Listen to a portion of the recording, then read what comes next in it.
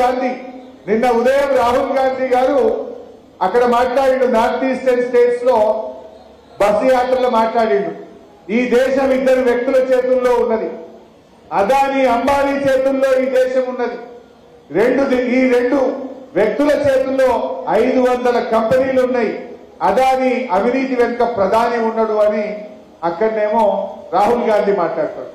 పొద్దుగాల రాహుల్ గాంధీ అదానీని అవినీతి పరుడు, అదానీ అవినీతి వెనుక ప్రధాని ఉన్నాడని పొద్దుగాల రాహుల్ గాంధీ మాట్లాడితే పొద్దుకేమో రేవంత్ రెడ్డి పోయి అదానీని అనిపించుకుంటాడు. మరి ఇప్పుడు ఈ రేవంత్ రెడ్డిని కరెక్టా, రాహుల్ గాంధీని కరెక్టా? ఆయననేమో అవినీతి పరుడు అంటాడు, ఈయననేమో అనిపించుకుంటాడు. ఈయన పోయి 12,200 కోట్లకు నేను అగ్రిమెంట్ చేసుకుంటున్నా అని షేక్ హ్యాండ్ ఇచ్చుకుంటాడు. మరి ఇప్పుడు ఇవాళ ఏందనేది మనకు అర్థమైతలేదా? ఇలా బీజేపీ లాంటి మతతత్వ శక్తుల మీద పోరాడింది బీఆర్ఎస్ పార్టీ, సెక్యులరిజాన్ని కాపాడింది బీఆర్ఎస్ పార్టీ, అభివృద్ధిలో ముందుకు పోయింది బీఆర్ఎస్ పార్టీ. కాంగ్రెస్ వాళ్ళు ఏమేమి బీజేపీతో కొట్లాడటమన్నారు. మొన్న పోయింది ఢిల్లీకి, పాలమూరు ప్రాజెక్టుకు జాతీయ హోదా అంటే ఇచ్చేది లేదు పోరన్నారు. మరి కొట్లాడుతురా, పులదండలు వేస్తుంది, మెడలు వంచుతామన్న కాంగ్రెస్ పార్టీ వాళ్ళు బీజేపీ కేంద్ర మంత్రుల మెడల్లో దండలు వేయడానికి పోటీ పడుతుండ్రు, పూలదండలు వేసి వాళ్ళని ప్రసన్నం చేసుకునే ప్రయత్నం చేస్తుండ్రు. ఏది మీ పోరాటం అని నేను అడుగుతా ఉన్నా. ఇవాళ ఎవరితో కుమ్మక్కైనరో మా తెలంగాణ ప్రజలకు ఇవాళ ఒక విషయం స్పష్టంగా అర్థమవుతూ వచ్చింది. బట్ ఏది ఏమైనా నేను మీ అందరినీ కోరేది ఒక్కటే, మనం మంచిగా కలిసి పనిచేద్దాం. 24 గంటలు నా తలుపులు గజ్వేల్ ప్రజల కోసం ఎప్పుడూ సిద్దిపేటలో లాగే తెలిసే ఉంటాయి. ఎవరికే కష్టం వచ్చినా దయచేసి రండి, నేను ఎక్కడుంటే అక్కడికి రండి, తప్పకుండా మిమ్మల్ని కంటికి రెప్పలాగా కాపాడుకునే బాధ్యత నాది అని చెప్పి నేను మనం చేస్తా ఉన్నా. మా వేదిక మీద ఉన్న పెద్దలు చూస్తారు, అదేదైనా కాందుంటే సీదా నా దగ్గర రండి, నేను కాపాడుకుంటా మిమ్మల్ని. ఎవరు అభయపడాల్సినటువంటి అవసరం లేదు. అంత అవసరం ఉంటే ఫోన్ చేయండి, నేనే మీ ఊరికి వస్తా. ఎక్కడ అన్యాయం జరిగితే ఏ పోలీస్ స్టేషన్కి అయినా, ఏ మండలానికైనా నేను వచ్చి మీతో భుజం కలిపి కొట్లాడడానికి సిద్ధంగా ఉన్న పోరాటాలు మనకు కొత్త కాదు. మనకు కొత్తగా నేను అసలు అరెస్ట్ కాని పోలీస్ స్టేషన్ లేదు ఈ తెలంగాణలో. తెలంగాణ ఉద్యమంలో హైదరాబాద్ లో నన్ను పెట్టని పోలీస్ స్టేషనే లేదు. నేను ఓని పోలీస్ స్టేషనే లేదు. పోలీస్ స్టేషన్లు కొత్త కాదు, ఉద్యమాలు కొత్త కాదు, పోరాటాలు కొత్త కాదు. అరెస్ట్ అయి మెదక్ జైల్లో 4 రోజులున్న తెలంగాణ ఉద్యమంలో.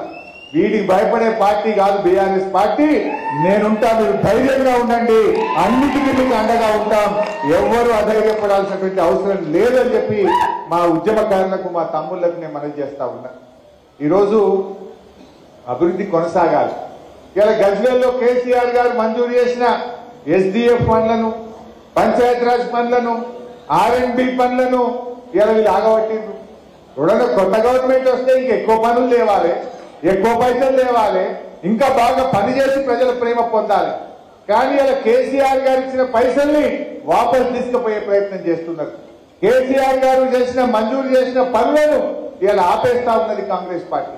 ఇది ఎక్కడి పద్ధతి అని నేను అడుగుతా ఉన్నా. మీకు చేతనైతే కేసీఆర్ గారు ఇచ్చిన దానికంటే ఎక్కువ డబ్బులు ఇవ్వండి, ఎక్కువ పనులు చేయండి, అట్లా మీకు ప్రజల ప్రేమ పొందండి తప్ప గజ్వేల్లో కేసీఆర్ గారు ఇచ్చిన పనులు ఆపితే మా గజ్వేల్ ప్రజలు తిరగబడతారు, జాగ్రత్త అని చెప్పి నేను హెచ్చరిస్తా ఉన్నా. ఇదెక్కడి సంస్కృతి అండి? ప్రభుత్వాలు ఇంకా 2 పనులు ఎక్కువ చేయాలి, కానీ వచ్చిన పైసలు వాపసు తీసుకుంటారా? ఇచ్చిన పనులను ఆగబడతారా? జరుగుతున్న పనులను ఆపాలని చెప్పేటువంటి ప్రభుత్వం ఎక్కడన్నా ఉంటుందా అని చెప్పి ఈరోజు నేను అడుగుతా ఉన్నా. ఇలా ప్రజలు నేను ఊళ్ళలో పోతే అడుగుతా ఉంటే నాట్లు కమ్మి పడుతున్నాయి అంటున్నారు. చాలా ఊళ్ళలో పోయిన యాసంగిలో పడ్డని నాట్లు ఈసారి పడతలేవట. పడుతున్నాయా? ఎందుకు పడతలేవు అని ప్రజలను అడిగితే ఏమో అన్నా వీళ్ళు కరెంట్ ఇస్తారంటవా, ఏమో అన్నా వీళ్ళు నీళ్ళు ఇస్తారంటవా అని ప్రజల్లో ఒక అపనమ్మకం ఉన్నది. కేసీఆర్ ఉండగా ఏమన్నా కానీ రైతు కోసం నీళ్లు ఇస్తాడు, కరెంట్ ఇస్తాడు అనే ఒక నమ్మకం కేసీఆర్ గారి మీద ఉండే. కానీ అది రాష్ట్రంలో చూస్తే పోయిన యాసంగి కంటే ఈ యాసంగిలో సాగు విస్తీర్ణం తగ్గుతా ఉంది. నేను ప్రభుత్వాన్ని కోరుతా ఉన్నా, దయచేసి రైతుల్లో విశ్వాసాన్ని పెంచండి, రైతుల్లో నమ్మకాన్ని కలిగించండి, రైతులకు సాగునీరు అందించండి, రైతులకు 24 గంటల నాణ్యమైన కరెంట్ ఇవ్వండి, రైతులకు వెంటనే రైతు రైతుల్లో ఆత్మవిశ్వాసం పెంచాలని చెప్పి నేను ప్రభుత్వాన్ని డిమాండ్ చేస్తా ఉన్నా. ఎందుకు మరి సాగు విస్తీర్ణం తగ్గుతా ఉంది? పోయిన యాసంగికి ఈ రోజుకి ఎంత సాగు విస్తీర్ణమైందో, ఇప్పుడు ఈ రోజు ఈ సంవత్సరం ఈ యాసంగికి ఎంత సాగు విస్తీర్ణమైందో వివరాలు ప్రజల ముందు పెట్టాలని చెప్పి కూడా నేను ప్రభుత్వాన్ని కోరుతా ఉన్నా. మరి తగ్గితే ఎందుకు తగ్గుతా ఉంది దాన్ని మీరు అర్థం చేసుకోండి. రైతుల్లో ఆత్మవిశ్వాసాన్ని పెంచండి, సాగు విస్తీర్ణం పెరిగే విధంగా ప్రభుత్వం కృషి చేయాలని చెప్పి కూడా నేను ఈ సందర్భంగా కోరుతా ఉన్నా. అదేవిధంగా ప్రతాప్ అన్నగా ఇందాక నాతో మాట్లాడుతూ అన్నారు, అన్న ఒకసారి మనం కేసీఆర్ గారితో కూడా మీటింగ్ పెట్టుకుందామని అన్నారు. నిన్ననే మన కేసీఆర్ గారు వాకర్ వదిలిపెట్టి స్టిక్ పట్టుకొని నడవడం స్టార్ట్ చేసినారు. ఇంకొక 10-15 రోజుల్లో ఆయన నార్మల్ అయిపోయి మన గజ్వేల్ క్యాంప్ ఆఫీస్కి వస్తారు. తప్పకుండా మీ అందరితో కూడా ఒక సమావేశం ఏర్పాటు చేపిస్తా, లేదా మనమే సార్ దగ్గరికి పోదాం. అందరికి కూడా ఒకరోజు ప్రత్యేకంగా గజ్వేల్ నియోజకవర్గానికి టైం పెట్టుకొని అందరం కూడా సార్ ఒక 10-15 రోజుల్లో మంచిగా కాగానే ఆ సమావేశం కూడా ఏర్పాటు చేసుకుందామని కూడా నేను కార్యకర్తలందరికీ కూడా ఈ సందర్భంగా తెలియజేస్తా ఉన్నా. ఇకపోతే లోకల్ బాడీ ఎన్నికలు, ఎంపీ ఎన్నికలు కూడా ఉన్నాయి. రేపు ఎప్పుడు ఎంపీపీ, జెడ్పీటీసీ, సర్పంచ్, ఎంపీటీసీ ఎన్నికలు వచ్చినా, కౌన్సిలర్ ఎన్నికలు వచ్చినా మేము తప్పకుండా మీకు అండగా ఉంటాం. అన్ని రకాలుగా సహాయ సహకారాలు అందించి దగ్గరుండి బీఆర్ఎస్ కార్యకర్తల్ని గెలిపించుకుంటాం. మీరెవ్వరు కూడా అదే చెప్పడాల్సిన అవసరం లేదు. అఫ్కోర్స్ అప్పటికి అసలు ప్రజలే మీకేస్తారు. ఇప్పుడు ఇలా కర్ణాటకలో నిన్న మొన్న రిపోర్ట్లు ఏమొస్తున్నాయంటే ఆడ 5 గ్యారెంటీలు అమలు అయితలేవు. 6 నెలలు అయిపోయింది. 6 నెలలు అయిపోయే వరకు ప్రజలకు అన్ని విషయాలు అర్థమైపోయి ఇలా పూర్తి యాంటీ కాంగ్రెస్ ఉంది కర్ణాటకలో. రేపు ఎంపీ ఎన్నికల్లో ఆడ దాదాపు 3 వంతులు ఇలా కాంగ్రెస్ పార్టీ ఓడిపోతుంది అనేటువంటిది ఇలా వార్తలు వస్తా ఉన్నాయి. మన దగ్గర కూడా ఒక 6 నెలలు ఏడాది అయితే మనని యాడ్ చేసుకుంటారు ప్రజలు. బీఆర్ఎస్ కార్యకర్తల్ని లోకల్ బాడీ ఎన్నికల్లో అద్భుతమైనటువంటి విజయాన్ని ప్రజలు అందిస్తారు.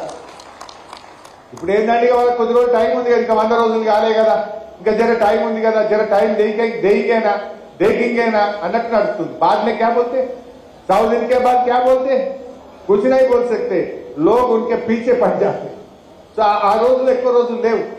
బట్ అయినా కూడా రేపు మన ఎంపీ ఎన్నికల్లో కూడా కార్యకర్తలు అందరం కూడా కలిసిమెలిసి పనిచేద్దాం. నాకు తెలిసి మెదక్లో 7 ఎమ్మెల్యేలకు 6 ఎమ్మెల్యేలు మనమే ఉన్నాం.